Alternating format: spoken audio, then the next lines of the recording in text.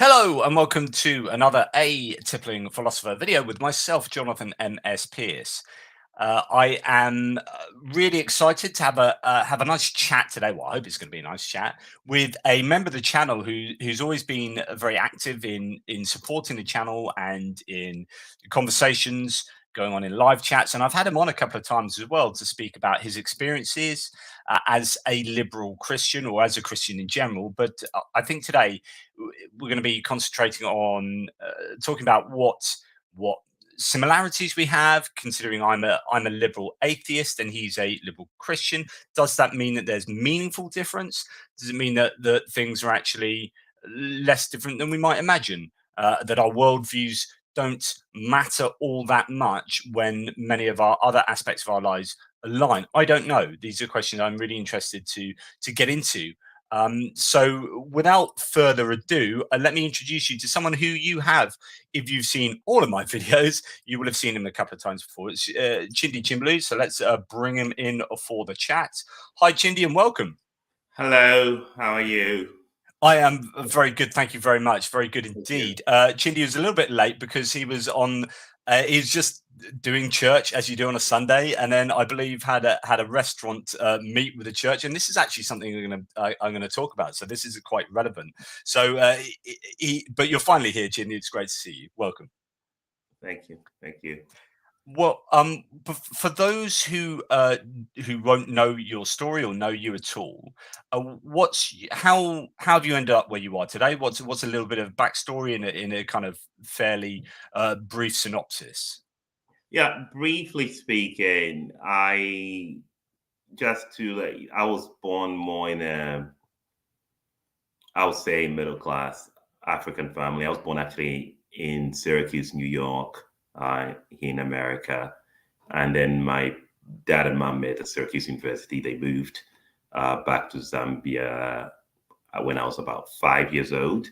And I grew up in Zambia most of those years. I went to school. I went to elementary school there. I went to secondary school, high school, as Americans, some viewers might think of it that way. And then I came after college, I came back. So the brief synopsis is, where do I come from? My philosophy is that my mom was very, very religious and my dad was not. So there was this emphasis in our family on human rights. My dad used to speak a lot about human rights, and so I'll get back to that. And that's always been my background. The Human Rights Declaration was like my dad's Bible, and then my mom was a Christian, but she would have been more of a moderate sort of Christian, not overly conservative, but somewhere in the middle. Is it because obviously if your dad has this predilection for human rights and that's what drives him, then obviously being in a relationship with someone who's very conservative Christian, that might not jive. I mean, that's not to say that conservatives don't have human rights, but you associate driving passion for fighting for human rights or thinking about them a lot as being arguably more of a liberal tendency. So obviously for those two to be in a relationship, there must be some common ground there, right?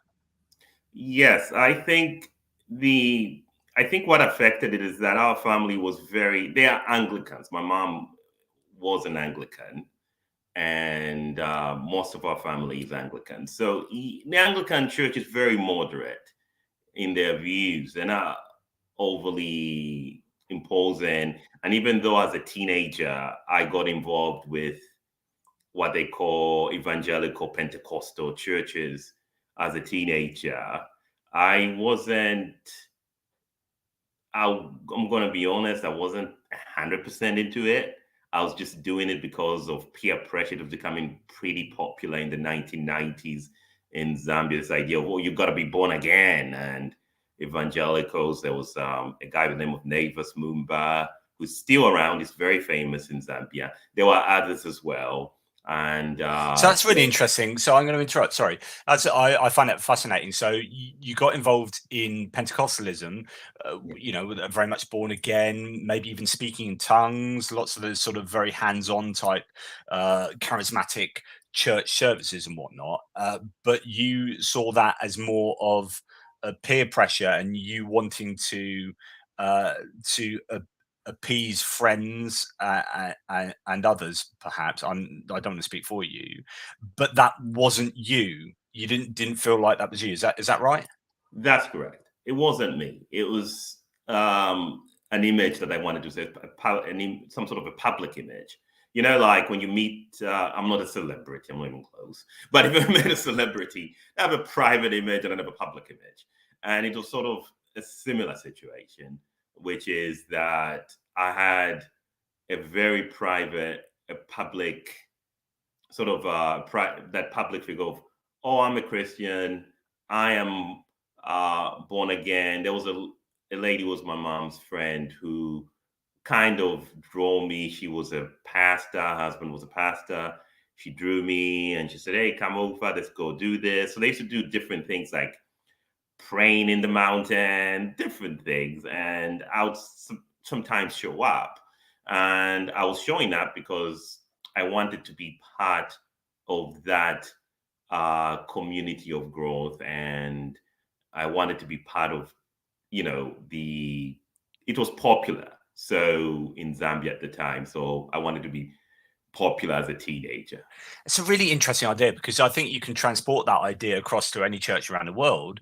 In that churches, I mean, this is me as a secularist, right? Saying churches offer functional benefit, that belief in God offers functional benefit to a lot of people in terms of social cohesion, in terms of identity, in terms of a network supporting you. So you're almost saying that like really explicitly here, which is like, these were some things I wanted, and so I went to this church hoping, well, possibly getting all these things, but the actual like theological parts of it, and perhaps some of the more sort of brazen Christianity didn't fit with you. Is that right? That's correct. And on in the background of me, I always knew when I went home, I was a different Chindi from the Chindi that went out to the churches. So I'll go to church and then I'll go home and I'll be back to my normal self. And so it was weird. Oh, if I went to school, I'll be my normal self, because now I'm being exposed to people with different views, different faiths. Yeah, it was mostly Christianity, but you had students who were Muslim. You had some students who were uh, sort of animistic sort of thing, what they call shamanism, I think, which is Yeah. like the African traditional religion. So you had to behave in a way of being inclusive and not exclusive. Although we did have scripture union at our schools. They are public schools. This was a public school. Public as a state school, not the public in England, as a state school. And you had prayer, and then they would have somebody come in front and you close your eyes and they would pray and they would read a verse. So there was a group called Scripture Union, and it was prayer at school. And so that's why I'm so resistant, I think, now to the idea of when Christians talk about prayer in schools in America. I just remember that time when everybody was forced to pray, and it was Christianity, even though there were some students who were Muslim and there were some students who were of other faiths. So I wonder, when you had these, well, when you're involved in this Pentecostal church for however long it was, did you ever have like a born again experience or a religious experience that you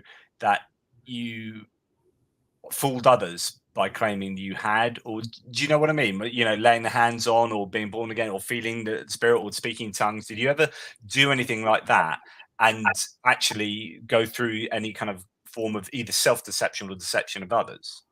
I think it's a mixture of self-deception and deception of others. I think it was, so I went there and said, oh, I'm born again now. I even went and got baptized again, even though I was baptized as an infant, being in the Anglican Church. And I went through the rituals of going to prayer and so on and so forth. But when it got really intense, like when they're doing like casting out demons and that sort of thing, I did not want to be part of it. I was gone. I was completely out. I was just like, I don't want this, and I think there's something wrong with it. And also, it was sort of like I was playing a double game. I wanted to please everybody. So, in my attempts to please everybody, when I was in that Christian community, I would seem enthusiastic. I would even pray. I would do other things. I would talk about. I never spoke in tongues. I never spoke in tongues. I really thought, I don't know what's going on here. But that was the background. So then you've got this theistic belief, this Christian belief, and then I presume you grow up and I presume, well, I don't presume actually. So maybe you got further education, higher education, I don't know, and then you end up in the US. Talk us through that and how whether your faith changed, whether you had any moments of doubts, whether what went on with your journey there. So part of the reason why I became a Christian is like I really wanted to leave Zambia, and I wasn't sure how that was going to work. And in Africa, you start at a very early age to think about, okay, how do I get out of this? Most of Africa, not all, but most of it. How do I get out of this country because there are no opportunities here, and I don't know anybody in higher levels of government, so I need to get out of here so I can fulfill my full potential. So you're always thinking like that, and so I was thinking, how do I get out of here? And then when I was in secondary school, at one point I was reading the American Constitution, and then I read the 14th. As you do, because that's a normal thing a secondary school kid does. Yes, I'm an American, great. And I remember my mom had to go and look for my birth certificate. Oh, right, of course, yeah. Yeah, and once I had that birth certificate, that was it. I now knew, okay, I'm gonna get out.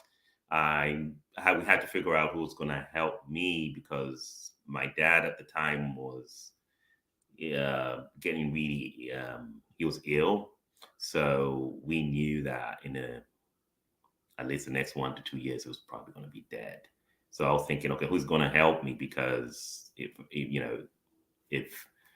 dies, who's going to help me get the ticket? My mom could afford to get the ticket, but who's going to help me settle down in America and all that? Unfortunately, one of my uncles who was working in the UN stepped up, and that made a huge difference in my life. So, and then did you go to university at all, or yes, anything? I went in the US. So I first of all went through France, which is on the border between France and Geneva, Switzerland. There's a small, very little town called Fenay-Fortet, which is in between those. It's on the border between France and Switzerland on the Geneva side. And I went in that little town. Well, that's where my uncle used to live. So I lived with him for about 5-6 months while we tried to figure out how I was going to get to America. And I finally got admitted at Western Illinois University. I also got admitted at a school in Alabama, but I ended up choosing Western Illinois University. I wanted to get admitted at Syracuse University, but that didn't work out. My SAT scores, my verbal SAT scores were too low for that. My math scores were excellent. I almost got a perfect score, but my verbal score was really low. So they thought, oh, you have to take. They said they would admit me if I was going to take an English language class as a second. I'm like, wait a second. I just came from. We speak English in Zambia, so no. So I ended up going to Western Illinois University. And so, how did you and your faith maintained through that? Yes. Were you? What kind of Christian were you? Were an active Christian?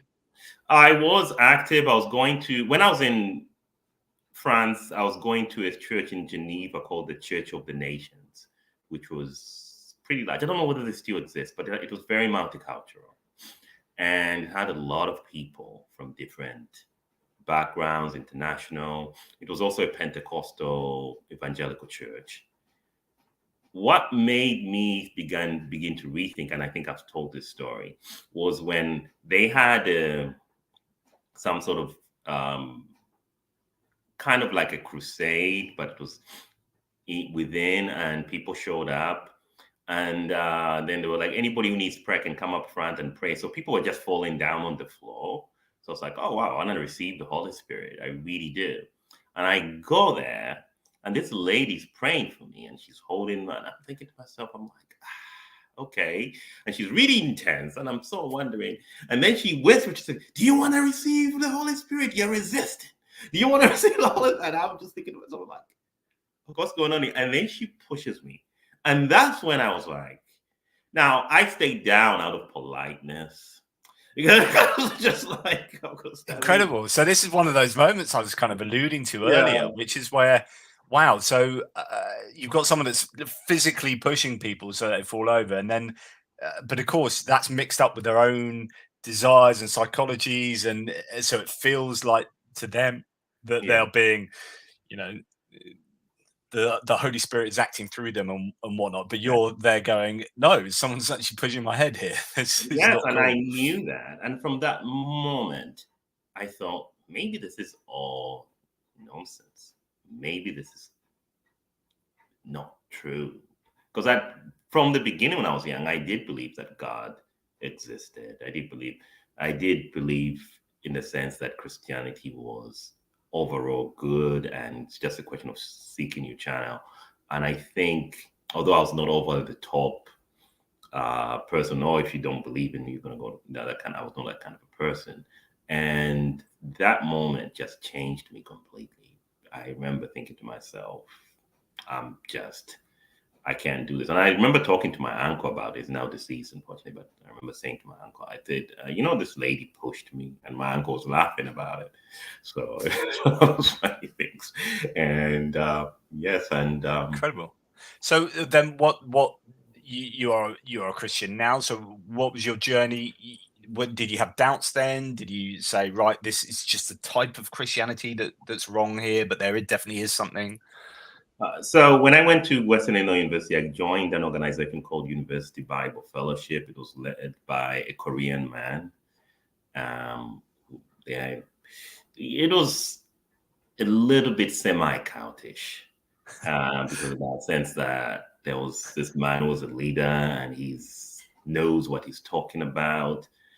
And actually, me and my brother both went there. My brother he wasn't too, he just said, oh, I'm a Christian because I'm a Christian. At the time, he's not a Christian anymore, but at the time he was. And we both went there when I was in school, because my brother was able to skip grades. And so when I was in my second year, he was in his first year at Western Illinois University, at the same school I went to. And when we went to this organization called University Bible Fellowship.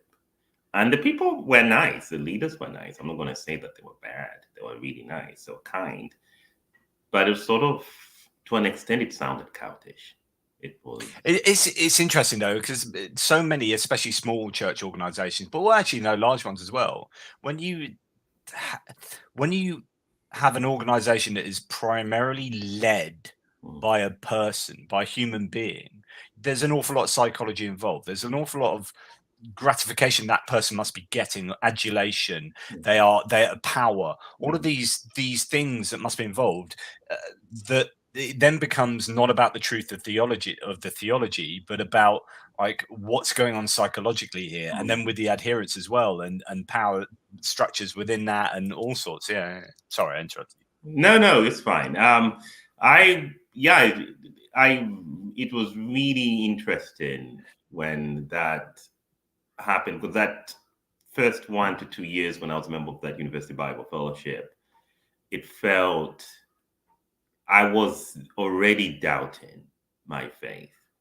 I was already in doubt. And then I met my first girlfriend, who was Japanese, and of course she was not Christian. And these people are telling you, oh, you need to bring her to church. I'm like, I'm not going to do that. I could not proselytize. That's another thing I could Mm, not do. And I still can't do it. I mm. can't proselytize. I don't think that just because something works for me, it's going to work for that other person. And so I always had this viewpoint that that person, if they think that it should come, they know that I go to church, they'll tell me that they're interested.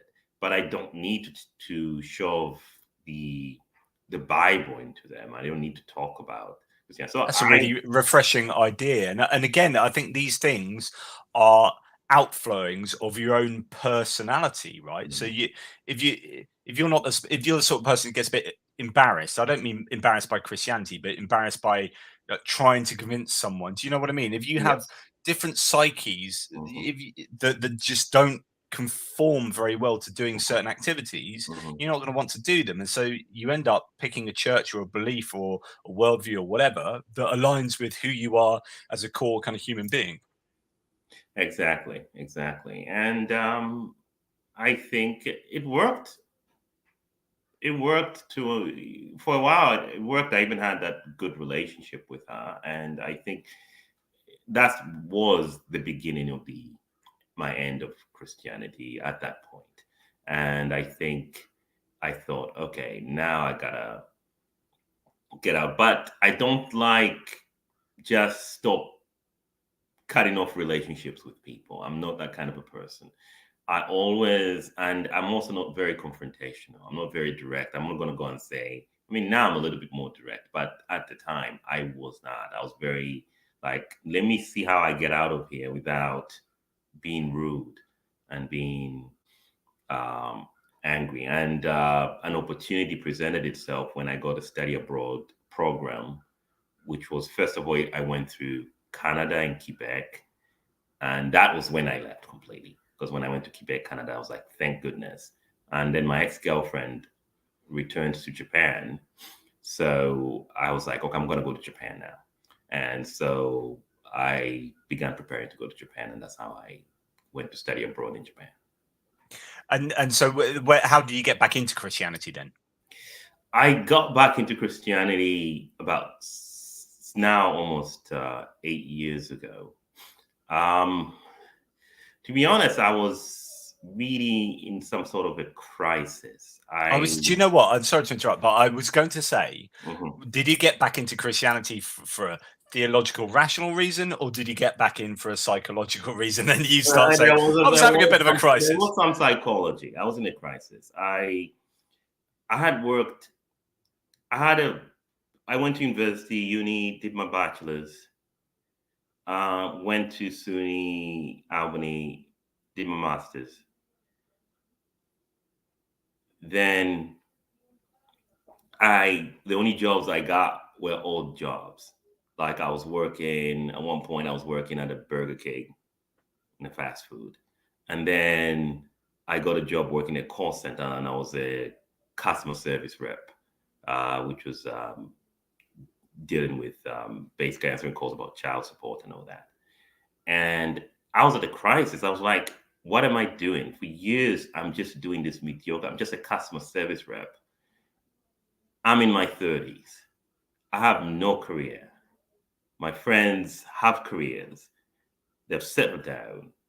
And this is really, it began to drive me nuts. And I thought, and so at one point, I was sleeping. I was just at the crisis and I was sleeping. And I thought I had something that sort of seemed to be like some sort of a dream slash vision about God speaking to me.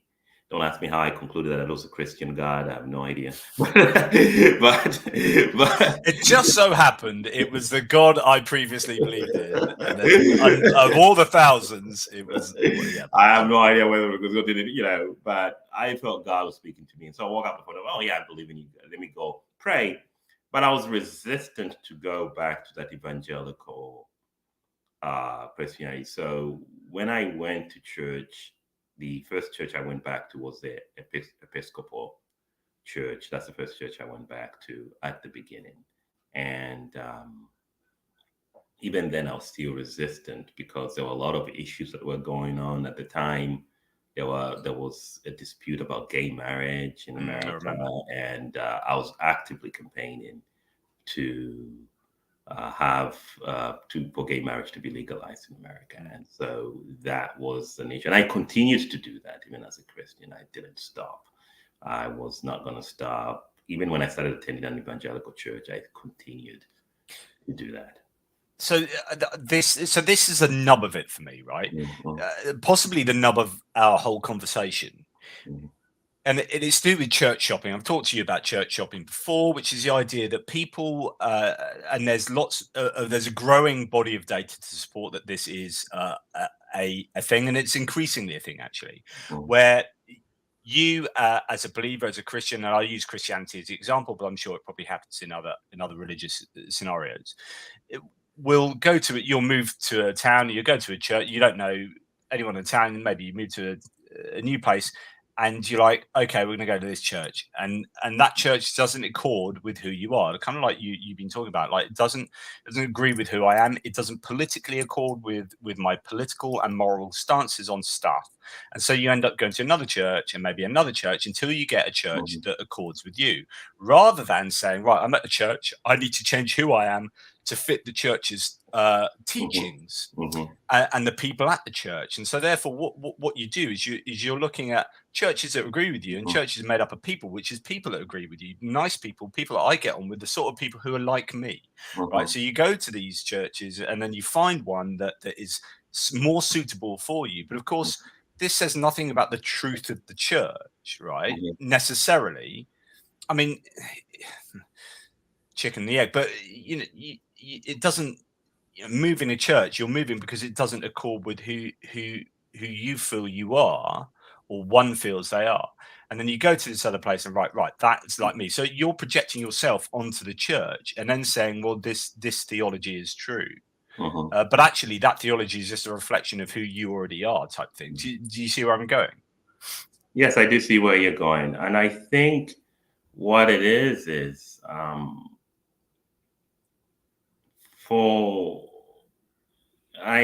I get where you're going, but for me, when I went to the Episcopal Church, even though they agreed with everything that I said, I thought, oh my God, this is a bit boring. It's like me being a kid. And that's why I went to seek an evangelical church that I could go to. I like to be challenged. That's one of the things that is about me, which I like to be challenged. I just didn't know how to balance that when I was. What do you mean challenge? I mean, when you go to a church, how do you want to be challenged? Somebody who presents a different point of view from mine, and then I have that internal discussion. So actually, you're a slightly different person. So you're like, I want to go to a church which is a little bit different to what I'm like, because I fancy an argument. Yeah, not too much though. Not too much. Not like and I went to some which were ridiculously overbearing. Like they did not like the fact that I was liberal, and there was one guy who invited me. He was a pastor. The pastor invited me, and he said, "Oh, you want to come to my church? We have this apologetics / whatever boot camp sort of thing." I'm like, okay, I'll show up. So I show up, and then I was asking him about slavery, and he got so upset. Said, "No, you're not listening." And he began to scream. And of course, the next time I was not invited. I was not welcome. So it was sort of like, yeah, you're invited as long as you agree with me.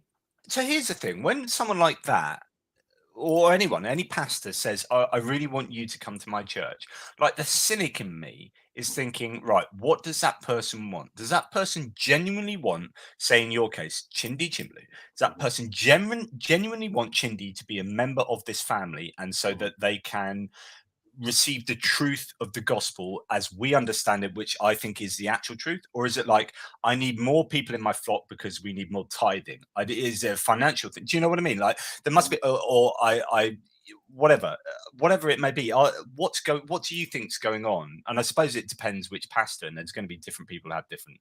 Of course, there is. But did you feel with the church leaders that you've come across, do you feel that they're all genuinely wanting to increase the size of their flock because for kind of general religious reasons?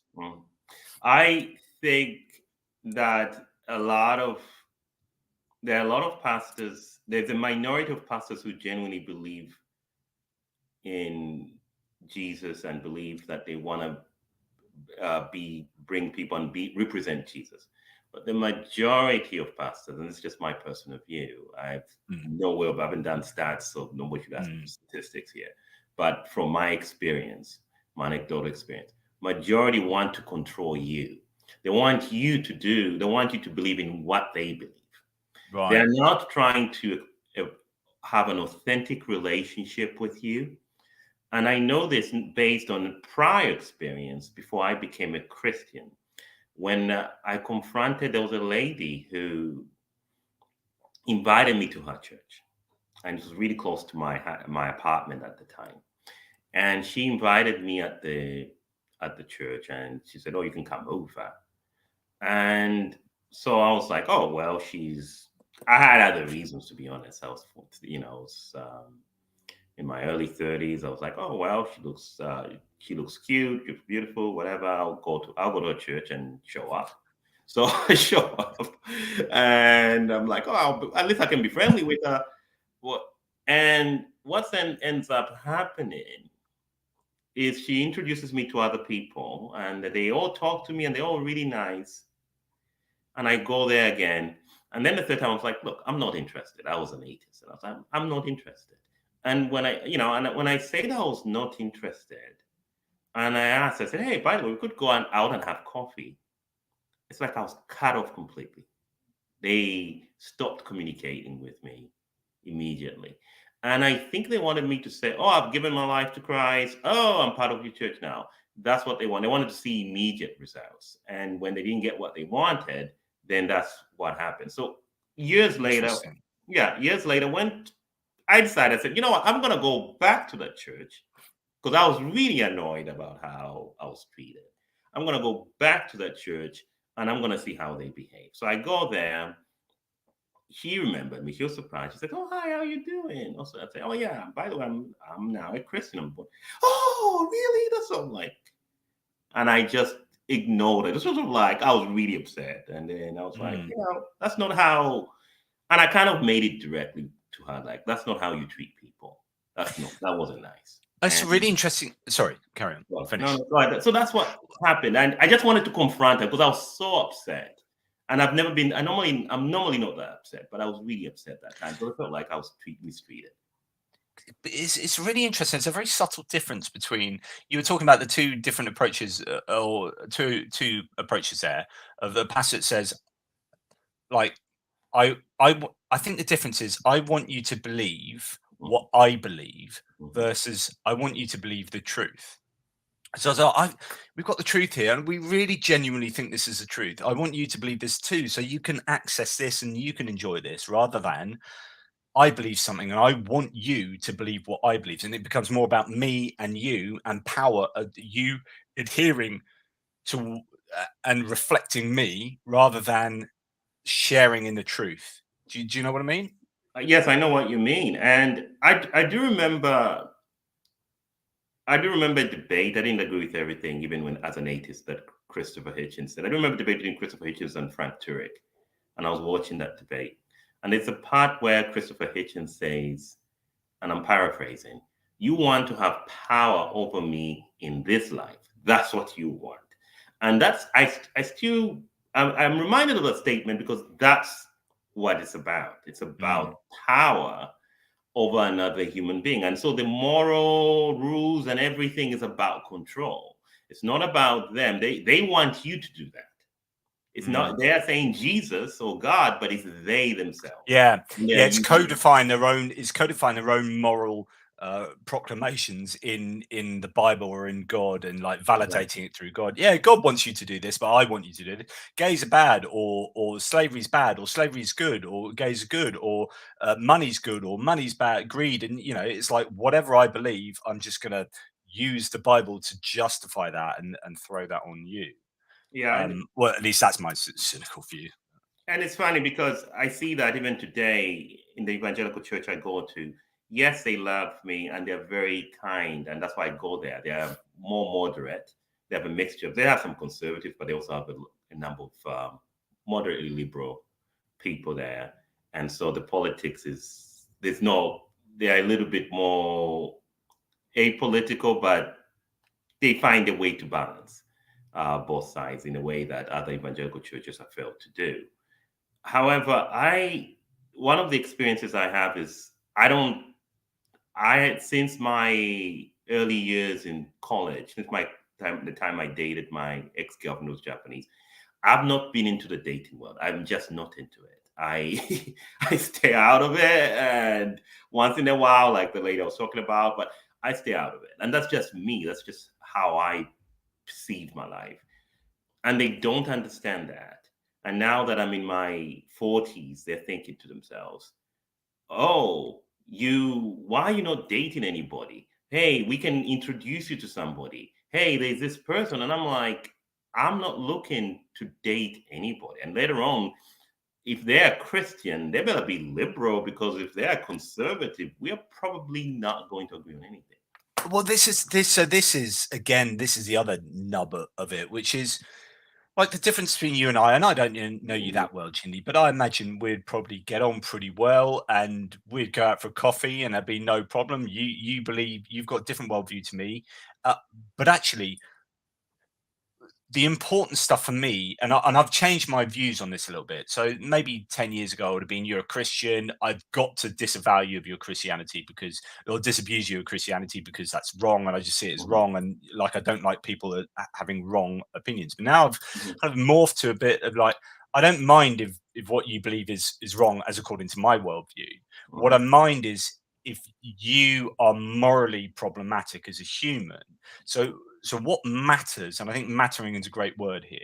Like if an alien came down and said, I'm going to schligazabaloo you, and I'm going to say, well, I don't understand what that means, but does it have any moral dimension? Does it have any moral effect on me or the world? And if it doesn't, then go for it. Like, I don't mind, because it doesn't matter. So to me, mattering is about morality, which is politics as well. Politics is a form of morality. And so for you and I, like, our commonalities are more important than our differences, because our commonalities are the stuff like is morality and politics, where I think we're probably in large agreement with each other, and that's what matters. And actually, whether God exists or doesn't, I don't believe God exists. You do believe God exists, but we can actually have nice, interesting chats about that. But it doesn't matter to me. I mean, it might matter for someone who thinks I'm going to go to hell, but I know that you're not a Christian who believes in that, I guess, that's a really big difference. So if someone thinks, right, if you're not doing X, Y, and Z, or if you don't believe X, Y, and Z, you will go to hell, then that changes the way that they behave completely. That's true. And there's some people who genuinely believe that. And there's some people actually believe that I'm not Christian enough, or I'm not Christian because I'm liberal, or because I'm sort of a universalist who believes that who does not believe that people are going to go to hell, but that it's just going to be more about what you do matters more than what you believe. People don't like that. And in the Christian, because they're like, oh, no, you believe that Jesus is God. I said, no. It's what you do. The story of the Good Samaritan, it's about what that Good Samaritan did. It's not about what he believed. The belief didn't matter. Yeah, it's important, but that's not as important as what you're doing. I don't care what a person believes. I don't care whether they are Muslim, Hindu, or whatever the faith they are. If they do something good, I am with them. And if they are a Christian and they're doing evil things, as some Christians did, in the past, which I won't go into detail here, then it's something that I'm not going to agree with them. I'm not going to associate. I don't want to, I'll try to persuade them to change, or I'll stay away from them if they're on their harmful deeds. So that's how I look at it. Yeah, and that's the classic argument, isn't it? It's the deeds versus faith, which you're dipping into there, which is not really resolved, and and I don't know. I think that is the huge issue. I mean, you've read my book, and Yeah. that kind of thing features in there. I was trying to find it actually. Which fits into what you were just saying. There's a pastor, which was a friend of mine, Neil Sendlak, who's got a YouTube channel. It's actually his pastor. He said, you've got to check this out. And he showed me the YouTube video of his pastor talking. And I was like, this is mental. I've got to have that in my book. And it was, and he was talking about that he could get an AK-47 out and go and shoot all of his congregation and take the Holy Ghost name in vain, and it wouldn't matter because he would still get to heaven because he's already saved. And it's like, that's a really distorted understanding of reality. If you think that you can go and do something that's morally abhorrent and it wouldn't really matter because you're still going to go to heaven, kind of excuses any bad behavior. Now, I expect you've come across lots of people in your experience of different churches with different views on heaven and hell. I mean, do you say you like debating, and I presume you're a kind of a Bible group at the moment in your church. Looking forward to debating fellow Christians. Do you often debate about heaven then and hell? Oh yes, I do a lot, and they avoid it because they know I'm going to corner them on that one. Today we're actually talking about.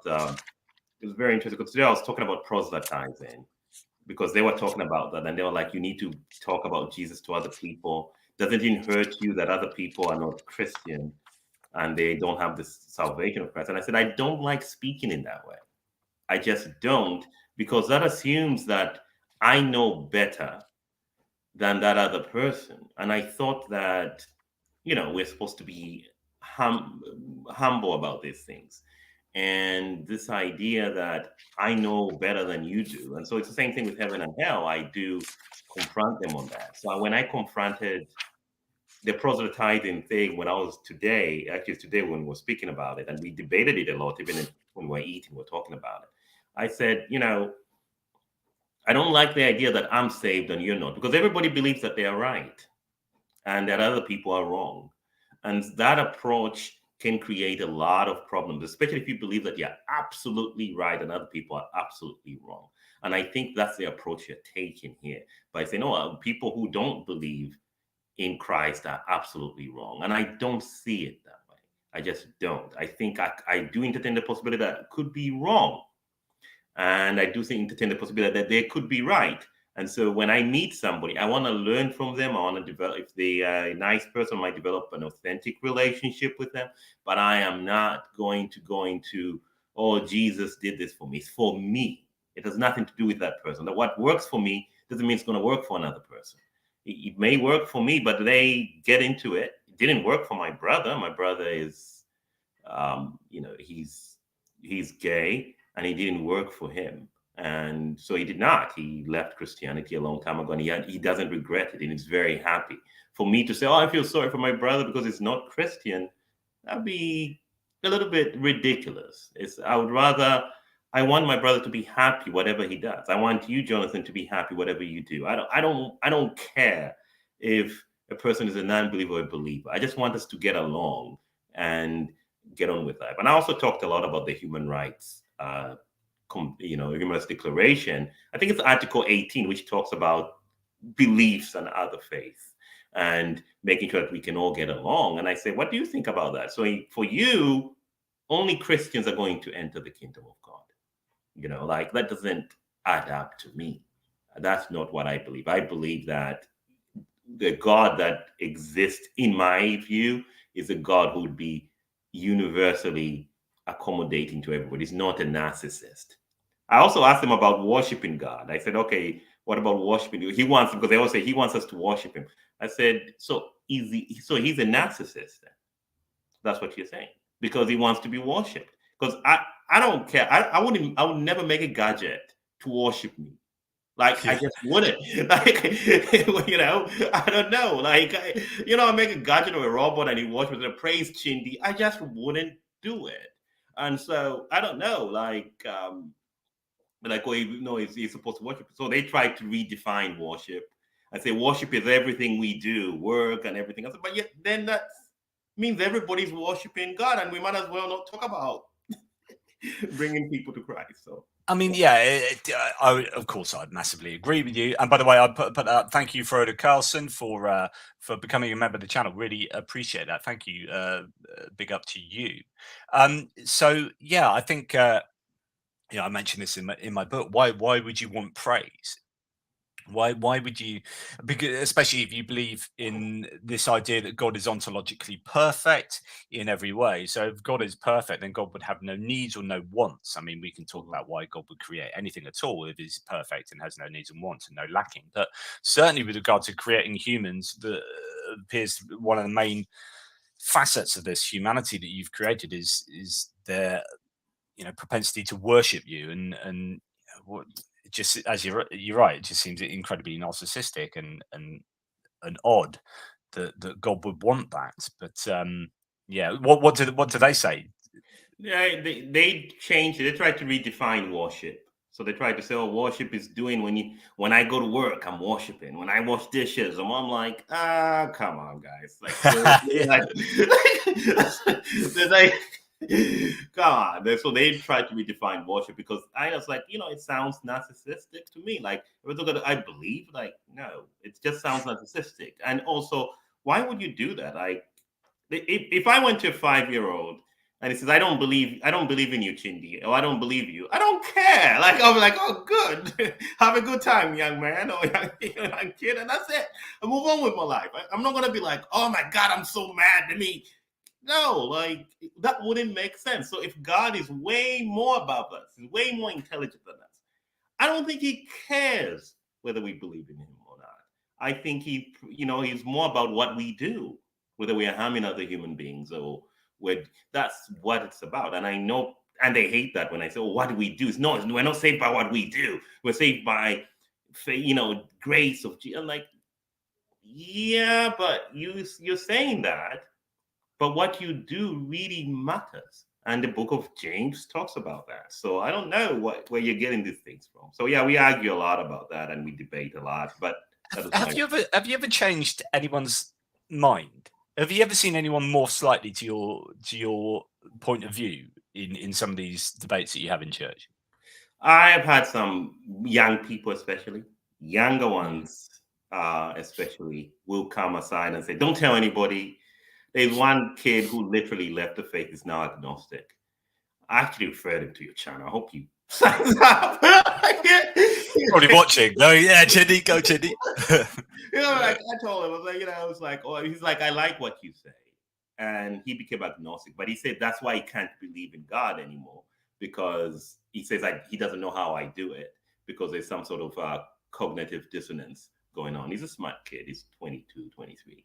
And so he's an agnostic now. And he does come to church sometimes, but nowadays he doesn't come a lot. And he told me, "Look, Chindi, I'm done, and I like you. That's why I come sometimes to Bible study." Oh, that's nice.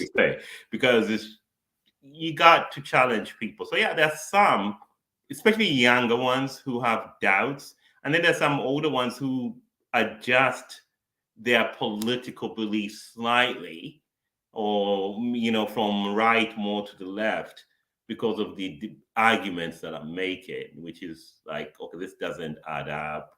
Like, for example, I was surprised at the response to the Roe v. Wade in my group, because they were mostly against what the Supreme Court did politically. Yeah.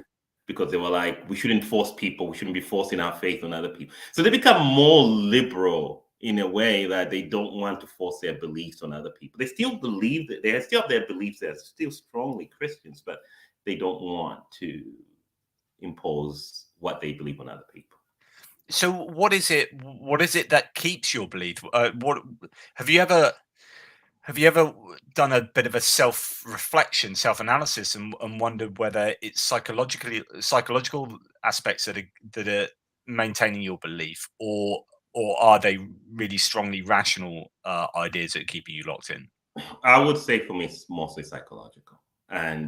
and I'm just being honest because when I look at the rational of it, the counter apologetics wins hands down. I mean, I've I've watched many videos from apologists to counter apologetics. I've read many books, apologists and counter apologetics, and even somebody like William Lane Craig, who's really, really intelligent and very, very smart, is not that convincing. Actually, they hide behind it by making a very sophisticated argument, or complex argument, and in that way, they're kind of trying to mask the weaknesses of Christianity. That's how I see it. Yeah. Rationally speaking, Amen.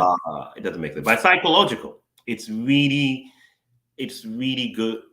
I felt that it helped me psychologically because since I became a Christian, I got a way better job. It must be true. I got a better job. It must be true. No, yeah, I sorry. got a way better job. No, it wasn't that. It wasn't like I was praying. No, no, no. My psychology became much more peaceful, so I was able to accept. When something failed, when I applied for a job and I didn't get it, I wasn't so angry and frustrated as I used to. And I was more at peace with myself and whatever works, works. And so now I work for the New York State government now. So working for the New York State government, that's made a difference. And the exams are competitive and I was able to score really highly on the exam and start out and expand, and expand and get where I'm at today. So I'm grateful for that. I suppose so. It's because I was just trying to think. Do you ever think, well, if it's psychological things that are primarily at play with me, and there's a kind of comfort blanket? I know I don't want to Mhm. demean your belief, but in simplistic ways, there are functional things going on here, and I'm believing because of that. And then is there some part of you that thinks, well, what if I've got it wrong? But then again, or what have I guess what I'm trying, so where I'm going here is that Mhm. if you don't believe in hell, Mhm. then actually, if you're doing a kind of Pascal's wager type thing here, then if if if that if that's the God you believe in, then it doesn't really matter. Again, we're Mhm. getting on to mattering whether you've got the belief a bit wrong, whether do that. There is no uh, there's no hell like sitting over your shoulder, like Mhm. defining what you should do. And so, therefore, that allows you to operate at peace. And it doesn't really matter whether other people don't believe in it. Doesn't really. So, it really gets back to this idea that hell is the really big destructive part of theistic belief, I think. Yes, it is. And I think for me, my faith is about the present, about how it helps me personally and how it helps Mm. me interact with other people. That's what's more important for me, the functionality of it. So it's pretty functional for me. Now, So, go ahead.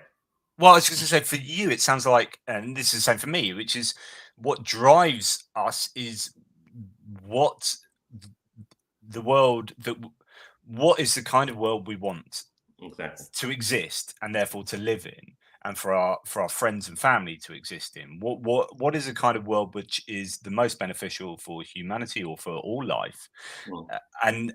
And so you're putting that first, which is like, again, which is going back to morality. You're putting morality first, and God can help you achieve that morality Exactly. And to for an you. extent, I thought about the evil God hypothesis by Stephen Law, and I've said, if I was to find out that the God was evil, in fact, the best argument I think that could convince me to move back to my atheist worldview is that I believe evil God hypothesis for me, because if it comes to be that I believe that God is evil, I don't want anything to do with him. I don't care whether he's all powerful. It's because it's about making this world right now a much better place. So for me, I talk a lot when I go to the Bible study spaces. Um, I tell them a lot that for me, the kingdom of God is about the now. because it's this thing is saying your kingdom come. So it's about the now. It's not about, oh, it's going to come in the future. We're going to have rapture or whatever. No, it's about now. What are we going to do now to make the world a better place? How are we going to do it? That's why, to me, Jesus is saying, your kingdom come. He's not saying, oh, it will come in the future. So that's how I look at it. But why the Christian God and not any other God? Is that just as an accident of your upbringing? It's cultural, yeah. And to be honest, I've asked myself this question: if 100 and Zambia was colonized in 1898, so if 125 years ago the British failed to colonize Zambia, would I be Christian? Most likely not. I strongly doubt that. In fact, my great-grandmother was not a Christian. So I really doubt that I would be a Christian if it wasn't for colonization, if it wasn't for the fact that we were colonized. I mean, if you look at the stats, there was only 9% of Africa was Christian in the beginning of the 20th century. Today, it's like, I think over 50% is. That's a ridiculous increase. It's not because the Holy Spirit came through. That's just ludicrous. It's because of the effects of colonization. So are you telling me, as someone that's culturally African to some degree, are you giving props to the British Empire here? Like, the British Empire it's very bizarre. Chindi, this is weird. It's bizarre because we gotta be truthful about this thing. Yeah. Most of us, we hate confronting the truth. And the truth is that we are Christian because of colonization. Missionaries came and they were protected by the British government. So you couldn't attack them. There were tribes that fought back, and those tribes were crushed and defeated, and their leaders were hung. And so, wow. It's not like, we became Christian because, oh, wow, we see Jesus. And no, that's not what happened.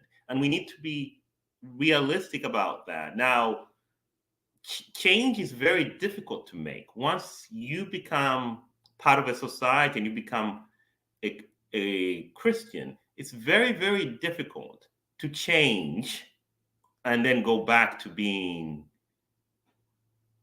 somebody, an independent, completely independent, detached from that faith. It's very difficult to do. Even psychologically speaking, it's very difficult to do.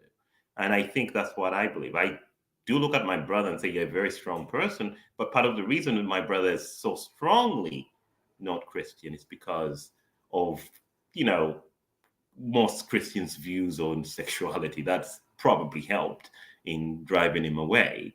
So I look at it as, I am here because colonizers came over and conquered. And actually, that's what happened. And we wanted to be, if you wanted to economically succeed, you had to be a Christian. If you wanted to go to school, you had to be exposed to Christianity. If you were not a Christian, now they didn't say that, but when you went to school, you prayed, you read the Bible. That was part of your curriculum. And so you had no choice. Interesting.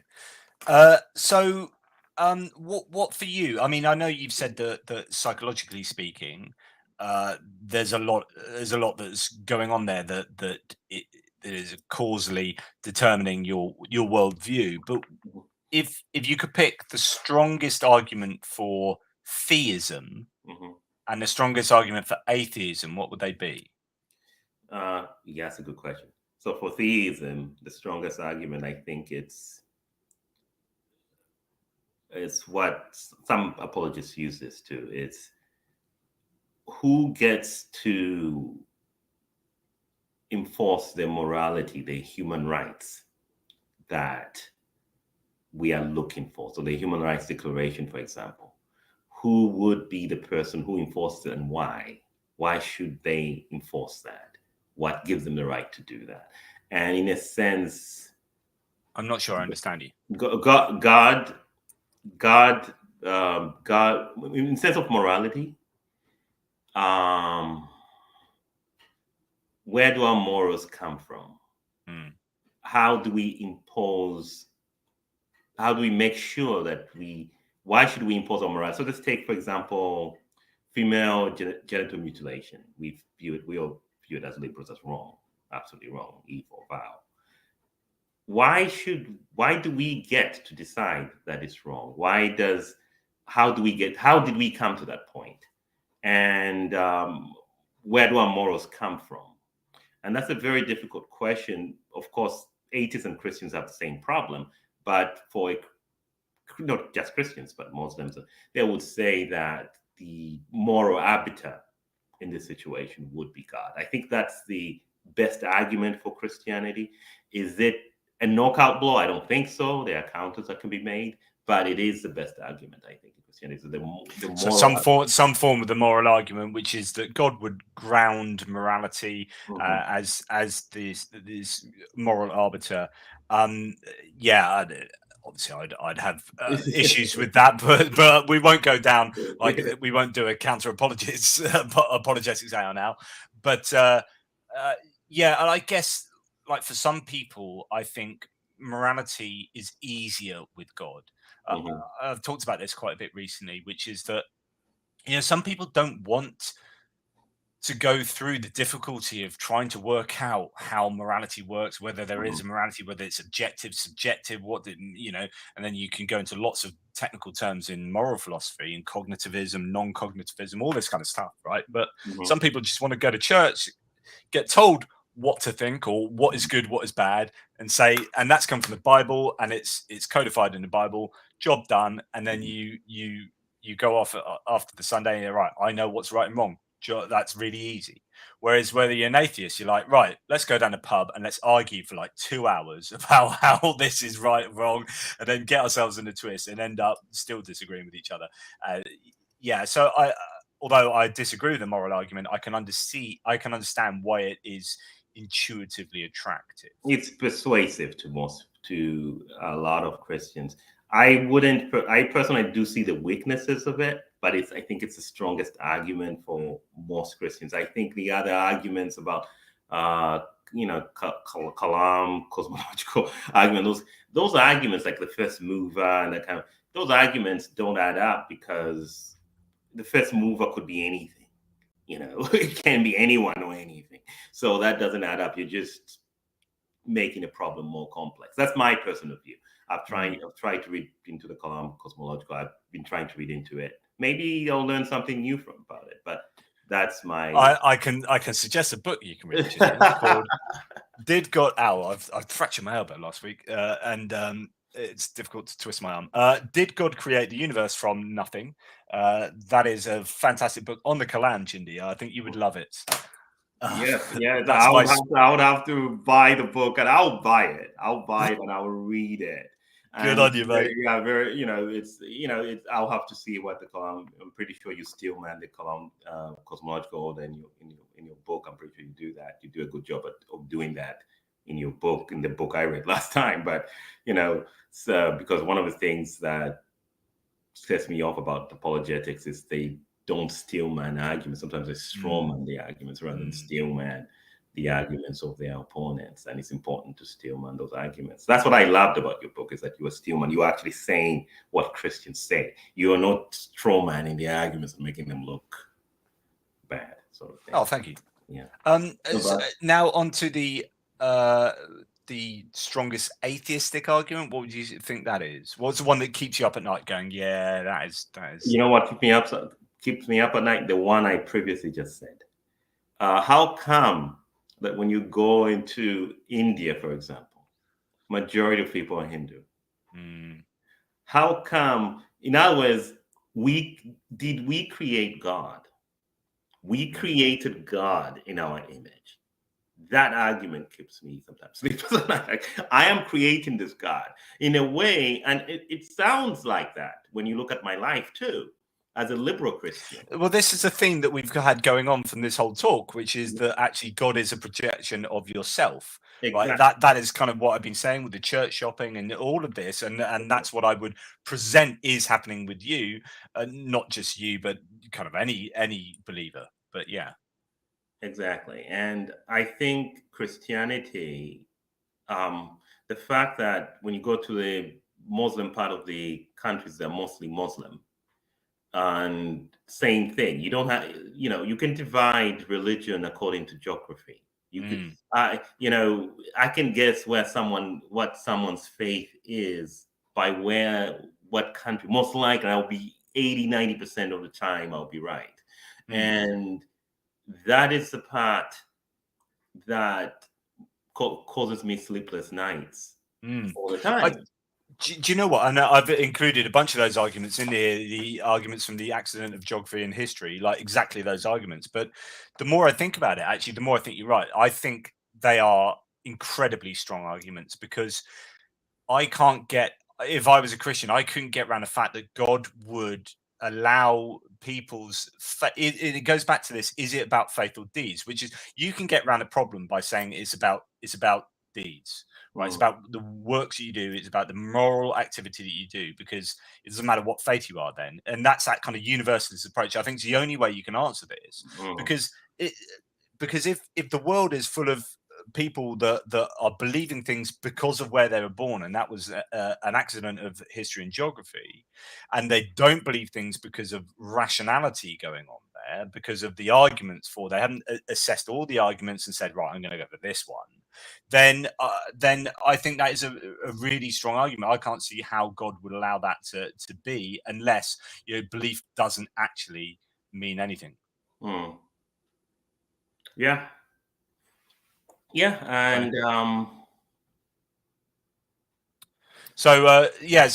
think that is a really powerful argument, and there are a lot of, I mean, in that book, 30 Arguments Against the Existence of God, there are a lot of arguments that do that I concentrate on fairness, because it just mm, seems that it is inherently unfair that if you get any advantage, I mean, this goes back. So I'm going to turn this into a question to you then, Chindi. mm, So for me, like, if you're born, if it's all it's about random assignment of where you're born, mhm. there can be no advantage to being Christian as to being any other worldview in the world.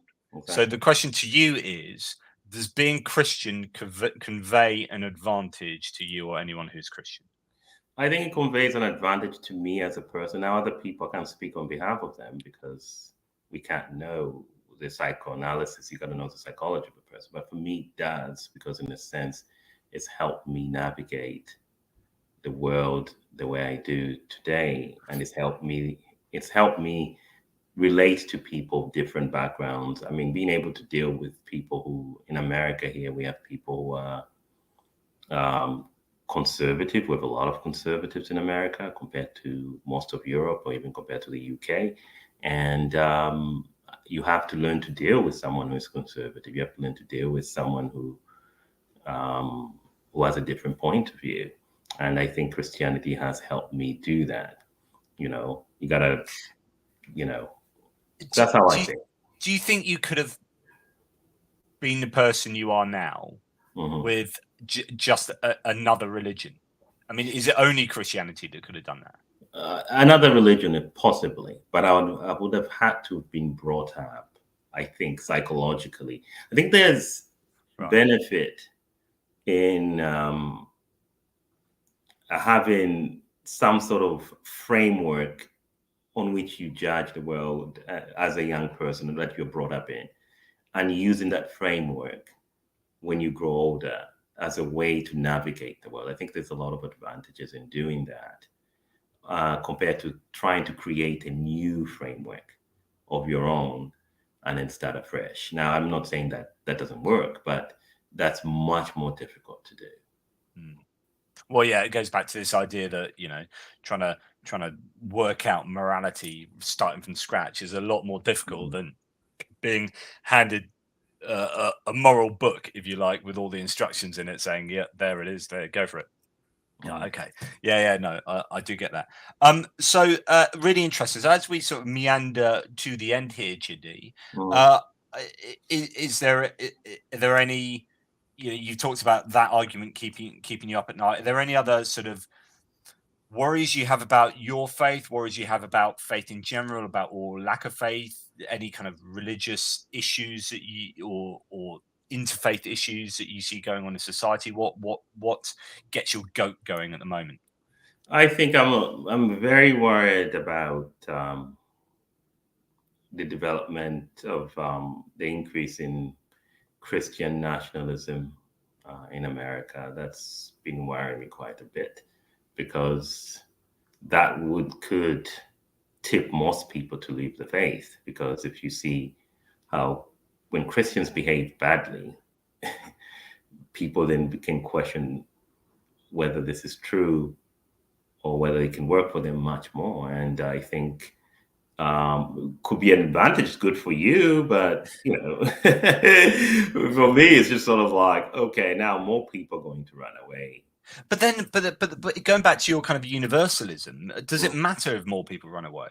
I mean, if they're going to be decent humans, but if they're running away because they're decent, because they're rejecting that kind of moral position of Christian nationalism, then it doesn't matter. Well, there are communities that are created in churches, which are very important. And when those communities are broken, no matter what the reasons are, even if the reasons are justified, that's not good for society as a whole. Because then you have to establish new communities. I mean, one of the big problems, and I do hope that atheists succeed at this. I do hope that there's a high success level at establishing communities in the secular society. I really hope that they succeed, because that's the foundation. That's where people with different viewpoints can come together and discuss. I mean, in a way, my church acts as a forum where people can discuss different views. You get my view, you get the conservative view, you get the moderate view, and you all have this discussion. And because you're all believers, you can't be overly aggressive and overly rude, and you have to find a decent way to conversate. So it can't be too polarizing, because if you're too polarizing, that's not going to work within a church community. But when communities don't exist, or the communities, very few communities exist, then you become more polarized, because that's the issue I have. It's not necessarily because Christianity is going to be it will continue to reduce. Christianity in the next 100 years, I think, will be far less than it is today, especially in the developed world. And even in the developing world, people are beginning to realize this is not working. We need to find something else. Now, they're more religious for other reasons. I think part of the reason is the poverty in our countries leads people more to believe in a higher power, because you're relying a lot on luck rather than there's a whole body of evidence to support existential security, if you like, with belief or lack of belief in God. So the more secure you feel in life. So, for example, the Nordic states have lower religiosity. Why is that? Well, they've got a really good welfare system. If you lose your job, then you're likely to be supported in such a way that you can get a job more easily, or comparatively easily again. Generally people aren't going without food, that there's less crime and there's violence and all these kind of things. So actually there's no functional need for God in those societies, where exactly, if you're talking about sort of war-torn country where there's poverty, scrabbling to get safety and food and the lower rungs of Maslow's hierarchy of need, if you like, then God has a functional use, because it's your one hope of getting yourself out of that mess, and so on and so forth. So yeah, you're absolutely right. There is a big component of that. Yeah. So yeah, I'm looking at. I think when I look at the world, that's one of my worries. Is that the other worries I have, which is what basically how the idea that maybe the Bible causes more harm than good. And that's an interesting discussion. And maybe I shouldn't look at that too much, because when I read the Bible, there are some things, even Jesus himself, there are some things. Yeah, Christians tend to think, oh, Jesus was perfect. When I'm reading the gospel, sometimes he isn't. Sometimes it's quite rude. Sometimes it's just, you know, Hmm. and so we need that. And I add something to that. And one of the arguments in my last book is sometimes it's the things that Jesus doesn't do or Mhm, doesn't say. So mhm, when you've got a perfect opportunity, if you're supposed to be this divine part of Godhead, where you are in this mhm, position of immense power and opportunity, and you mhm. don't say, and by the way, slavery is really bad. Like, I'm going to say this explicitly. I am Jesus. You guys are following me. No matter what you believe I am, whether you believe I'm a Messiah or God, I just want to just lay this one out here. Don't get this wrong. Slavery is really bad. Don't do Mhm. it. Right? Ow. So he doesn't say that. So it's not always about what he does say or how he does things, but how he omits to say really bloody important things that would have changed the world potentially. Yes, and those are the issues. So it's the Bible causing. Actually, that's been a Mm, big one for me, because it's a lot of people who come up with very weird ideas about the world have come up with those weird ideas from the Bible. I mean, the Dutch Reformed Church until the 1980s was pretty much a racist church. They believed in apartheid in South Africa. You look at slavery in the Bible, and you know, we Christians like to say, "Oh, well, it's not the same slavery." I'm like, well, but it's still wrong. Doesn't matter whether it's slavery. There's no such thing as, oh yeah, this is liberal. Yeah, even if the master is really good, it's still a problem. The institution of slavery is the issue, and the fact that slavery was not directly criticized has been an issue. And so, I was talking to people in the Bible Center, and I said, I look at the Human Rights Declaration as much more, if I look at it morally speaking, compared to the Bible. yeah, I'm sorry to say, but the Human Rights Declaration is it's a better way, job. It's a better has job done all a around. much better job. And so I gotta be honest, and that bothers me, is that does it do more harm? Because if it does more harm than good, then we're going to have to think about, either people have to read the Bible very differently, which is a much better solution, where we read it as some sort of, the way we read Homer or some other books. Mm, What can we learn from this? What can we learn about the past? Rather than, this is the word of God, which most Christians believe. I personally have a different view.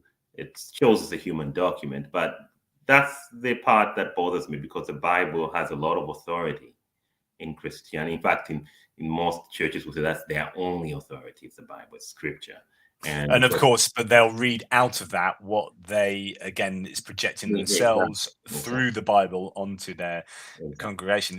What a fascinating conversation. Chindi, this is going to have to be our next conversation. You do realize, like, 4 months down the line, we're going to say, is the Bible more harm than good? I think that's a really fascinating idea. Yeah, Yeah, and especially from a Christian's point of view. Sorry. yeah, I agree. I 100% agree, and that's what I think about.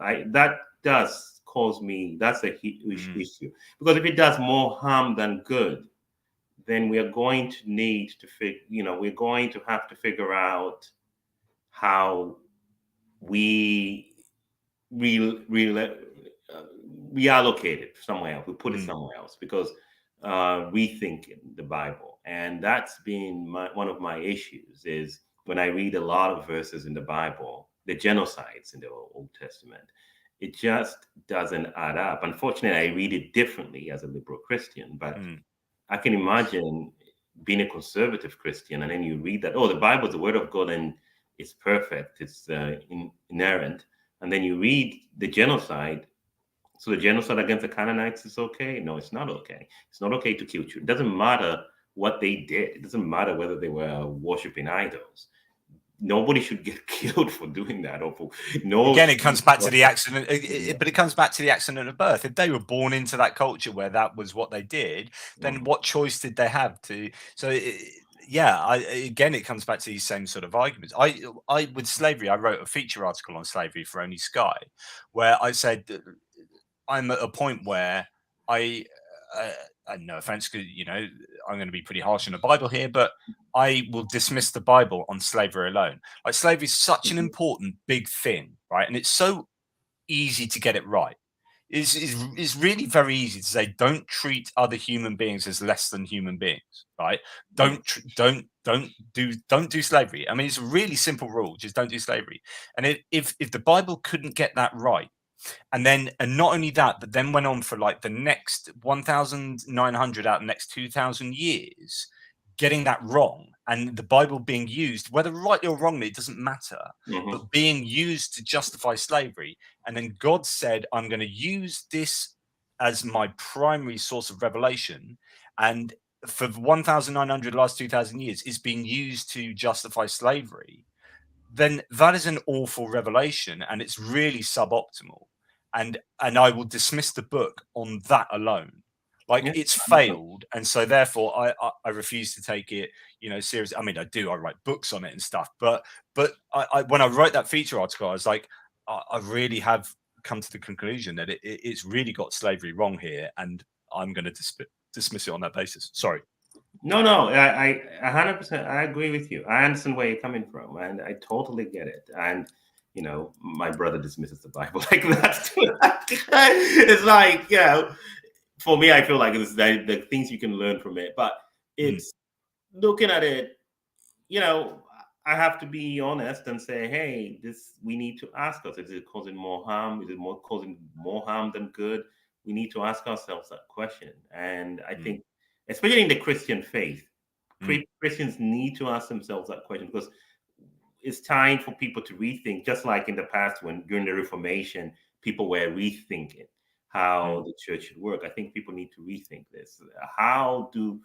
Should we see the Bible? Is it what we think it is? Because for me, it's just 66 books that were written by human beings who are trying to have a relationship with God, but sometimes they got some things wrong. That's how I look at it. That would be a seismic shift, though. I mean, that's a massive reformation, bigger than any previous reformations. I mean, that would, but right, and it's absolutely necessary. And I think in order to modernize going forward, the Christianity would need to do that to stay relevant, to stay alive, to stay to stay current. I think it would have to do that. But yeah, I would agree with that.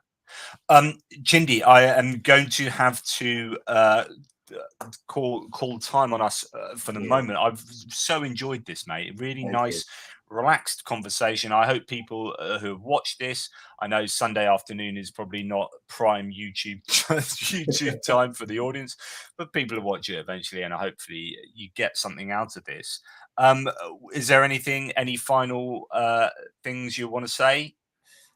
Just thank you for bringing me. I appreciate it. Thank you so much. And it's the first time that I've been interviewed on a one-to-one on YouTube. So this is the first interview. I can always refer to this as the first direct interview. So I really do appreciate it. Well, it's just lovely to chat and get different ideas. And you've got a very, I wouldn't say unique, I'm sure it's not unique, but for me, it's unique position and a worldview that I think is really worthwhile to try and get to grips with, and I really appreciate the time you spent with me. Next time we'll do the quick fire questions. So when you come on again and we can talk about the Bible, then I'll hit you with my quick fire questions. But in the meantime, look, thank you so much, and thank you to all those who are watching. Thank you to those who have supported the channel. I've had a weird move in my channel where I have another channel where I do Ukraine war updates, and that got suspended. Really bizarre. I think it was reported by a bunch of Russian bots, and I had to come back to ATP, and so people got splurged with a bunch of Ukraine stuff. That's now back over there, so hopefully we can separate my two schizophrenic lives. But anyway, whatever. Thank you, Chindi. Final words from you. No, thank you. I really do appreciate it. I hope we have more of these discussions. I really do thank you so much. It was good to hear your perspective of things. Really do appreciate it. Awesome stuff. Thank you. Take care, everybody, and tune in to see part probably 3 or 4 now of Chindi and I having a chat about stuff. Toodle bits. Speak to you later. All right, bye.